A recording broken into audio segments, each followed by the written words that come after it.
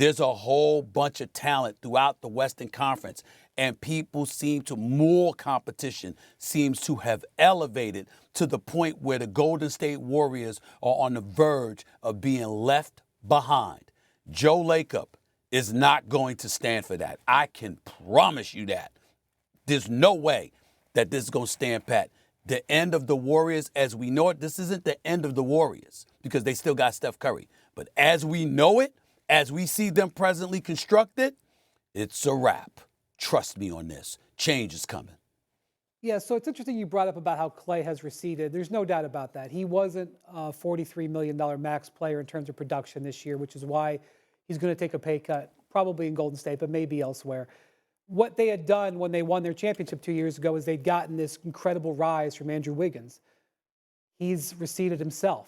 So the problem here is that even though Steph Curry is still playing at all-NBA level, what you need to compete in the Western Conference, this high level of assistant talent, just isn't there.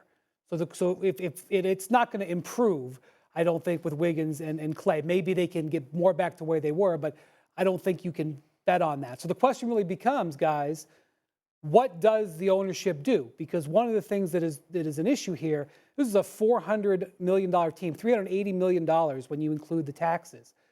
What Joe Lacob has said on the record is that they need to get under the luxury tax. And not just because they're tired of spending money, although I wouldn't blame them if they were. If they had a team that they spent this much money on that didn't even make the playoffs, I would understand why they wouldn't want to run that back. But doing what they need to do to get under the tax, which is very doable, by the way. You have a non-guaranteed contract on Chris Paul for $31 million. You just say thank you and goodbye. You get Klay Thompson to take a pretty big pay cut. I mean, in all honesty, you should come down at least $20 million-ish. You can negotiate that. But right there, that's $50 million right there. That puts you in a whole different stratosphere, and you open up some other options. But if you're talking about not standing pat, Stephen A., the only way to really bring in major talent with where they're at right now is to keep that Chris Paul contract, add the young players that you've got and a couple of future draft picks that you've got, and go out into the marketplace star hunting. And I'm just not sure that that's where this team is going to go. I think what they're more likely to do is to say, hey, we finished the season 27-12. When Draymond played this year, we were 33-22. When he didn't play, we were under 500 in those 20 games with the suspension and the return from that.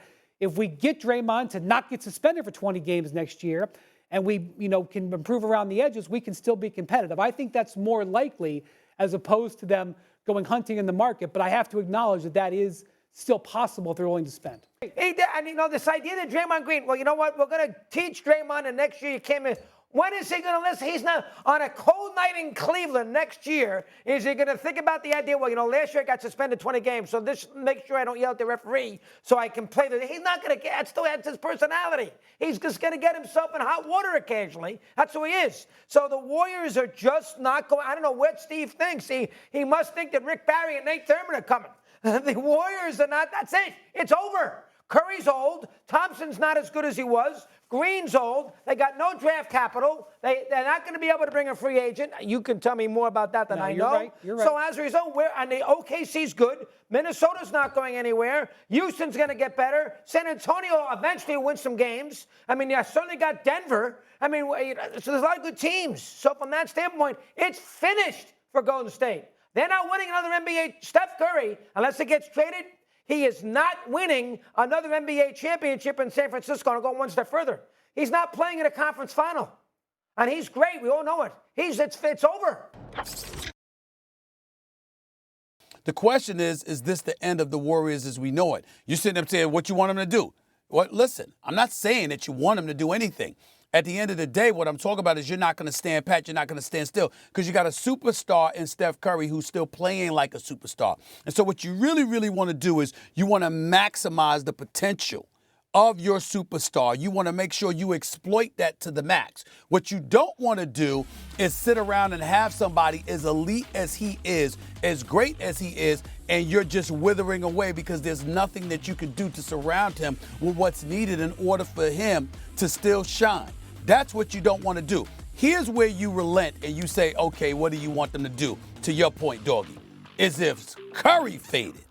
Now, if there was a precipitous drop-off in the quality of play, that Steph Curry's giving you, we stand down. What are you supposed to do? He gave you 4 rings. He gave you 6 trips to the NBA Finals. What the hell are you supposed to do? Then you do that.